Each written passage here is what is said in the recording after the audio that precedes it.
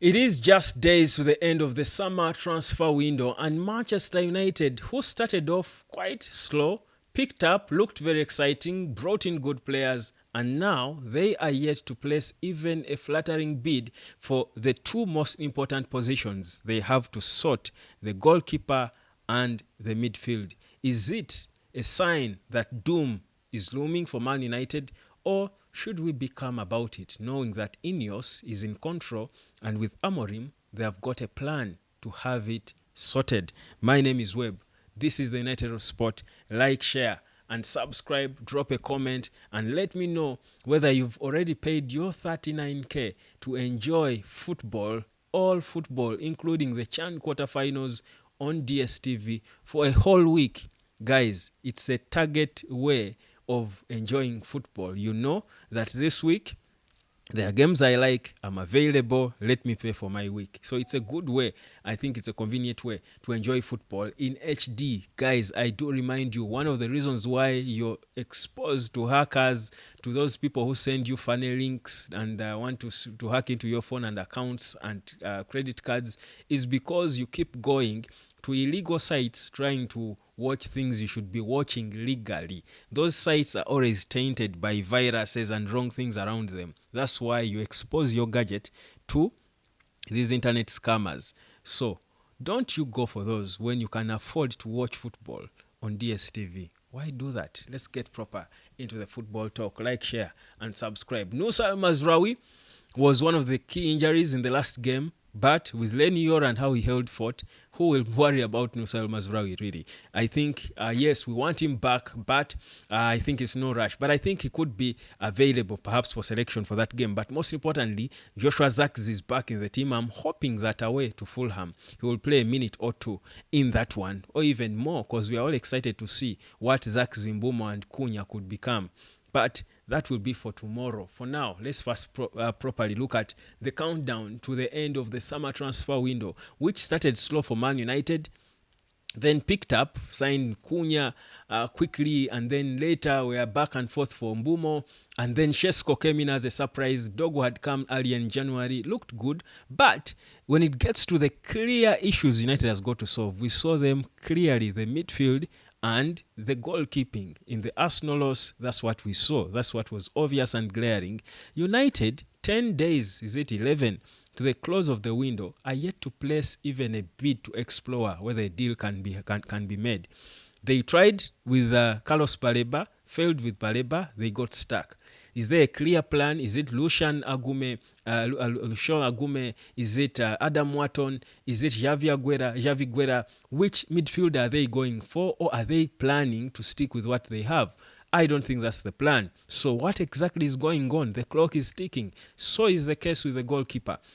Andre Onana, the first choice goalkeeper, unknown first choice goalkeeper, as if designated first choice goalkeeper before, at least under the past regime, is not seen anywhere. It is MIA. Reports of what's going on, we are all speculating. Amorim is saying he's got him, he's just elevated two goalkeepers ahead of him. Whatever that means, the goalkeeping issue is glaring and it's seen. It's why Man United lost against Arsenal at Old Trafford. Whereas we'll talk about how United played well, it was still a loss. We lost against Arsenal at Old Trafford in the first game of the season that we are all excited and had all this time to prepare for. So no excuses. A loss is a loss. We can, yes, commend the positives, but we need to be realistic. This is not a game. United had all the time to sign these players in time so that they are able to come out there and compete in every game, because in the Premier League, in the league, one game like this will cost you. That game, United will rue the chances they missed in that game. They will rue the lack of a goalkeeper at the start of the season, yet they had the time to sign whichever goalkeeper they should want to sign. But they are dilly-dallying in positions for players who they know they can't get now. Are they failing Amorim? Are they failing themselves? Because again, whatever Amorim is doing is facilitated by Ineos. But why are they looking stuck now? Why are Manchester United looking stuck? Is it they've run out of funds? Is it they didn't have a plan B, that after Baleba, if we hit a stumbling block, there is no way out? That's it. So, but let's just go hoping that we won't. Now that we've hit it, we've got to just freeze and pause, because it looks like nothing is going on. Speculation after speculation. In the final days of the transfer window are not necessary. We should not be speculating now. United should be pointing at a player, go for them, and sort them nearly instantly. They are not doing it. So what's happening?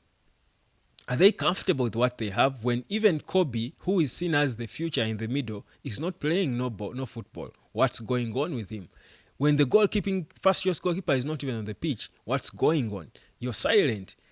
Clubs are finalizing their deals, and these are the same clubs you want to compete with for the top four and for the title, because I think this club is good enough to compete for the title. Why are we knocking ourselves off? Man City is way too far ahead. They are deep in Donnarumma. United are yet to sign two crucial players. Man City is about, 2-3 games away. What will happen in that game? Will United still be playing and managing with Casemiro and whichever Ugarte and Altel Baindil and hoping it shows up this time and doesn't concede a silly corner? Or are they going to be a proper team ready to play the best teams in the world? What's going on? Are they being slow? Who is resting on their laurels? Who is sleeping on their job? Sir Jim Ratcliffe should make a visit at the club. Sir Jim Ratcliffe should be visiting Carrington, should be visiting the club to know what's going on. What's halting things? Why aren't we seeing deals being sealed? Otherwise, Man United might look exciting, and that's all it could be. Come in games, look exciting, but for as long as you do not have the right goalkeeper and midfielders, whatever you will do will look good, but it will not yield any good. Just like it looked good against Arsenal, it did not yield no good. We were beaten at home 1-0 by our biggest rival. So, that's it. So we can choose to be stuck in the positives, which were there and we spoke about them, or face the reality and say, we haven't done enough. We haven't done enough. This is not Amorim's problem, by the way. He knows who he wants. It's the people who are recruiting players. The process has slowed down at the wrong time. That's what I'm saying. I'm not saying they have closed the process, but it has slowed down at the wrong time. Why? Why aren't they bidding for a midfielder? When will they bid for a midfielder? When will they bid for a goalkeeper? These are the things we should be interrogating. The club is raising hopes in the fan base, but they are not doing the actions in time to really make those hopes come to reality. Yet they can. They have showed us that actually we can do this. And we know 2 signings. Arsenal is sealing Eberechi Eze overnight. Eze or Eze, whatever the right pronunciation. They are sealing him overnight. Spurs had placed a bid and agreed terms with the player and the club and Crystal Palace. Arsenal came overnight and snatched the deal, and they are finalizing him. Man United is still stuck on Carlos Baleba, who they will never get from Brighton. And yet the clock is ticking. You had a whole week. The next Man United game is on Sunday. If these guys were serious, United would have both a goalkeeper and a midfielder for their next game. Proper, ready to play, well trained with the team, ready to play. So don't tell me that relax, they are doing their job. No, they did their job with Mbumo, but they did it slowly. I could have done it better. They keep wasting time at the wrong time. They wasted a lot of time on the Mbumo deal. They are trying to waste time on the midfielder and the goalkeeper, yet they know these are the 2 most important signings now they need to make. They even needed to make. United could have signed just Baleba, a goalkeeper, and one of the 10s, and still looked better, much better, with Bruno playing as a 10 with one of the new 10s, either Mbumo or Cunha, and Højlund. I will take you back to Højlund. They would still have Højlund, but with the Carlos Baleba in the middle and the right goalkeeper, United would be better. Much better. So, if you sign Buma and Cunha and Shesko and bring all that excitement up top, yes, we love it, but without the right midfield and the goalkeeper, that is what is going to happen. What has happened against Arsenal. Yeah, that's what is going to happen. There is no spine in the middle. You're just there all over the place. But also, you're not firm in the back. You're leaking. You're leaking in the back. You can't leak in the back. You can't be leaking. Like, figuratively, literally, you cannot be leaking in the back. Think about it. Whichever way you want to think about it. You've got to be tight in the back. So Man United isn't tight in the back. The goalkeeper is leaking, but they are there dilly-dallying around, and they are pretending that they want to compete for the title or top four. They won't. You won't if you don't sign a goalkeeper and a midfielder in time. Because the Premier League, one game like this, Man United at some point will sit back and say, had we brought a goalkeeper for the first game of the season, maybe if we finished third, we'll say maybe we could have finished second or first.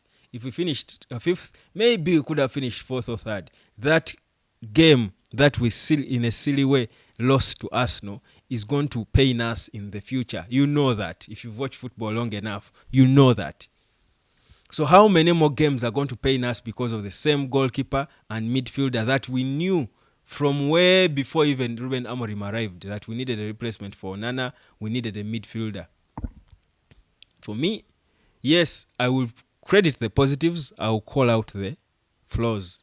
This is a weakness on these recruiting chaps and their strategy.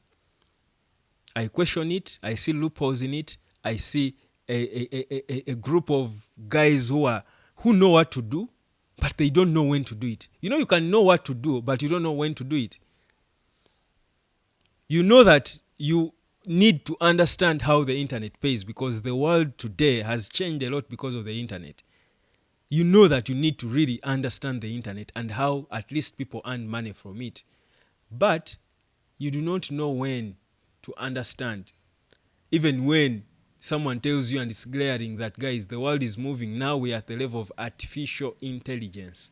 If you do not know how to earn on the internet, and now we are at the level of artificial intelligence, how about in 5 years, where will you be?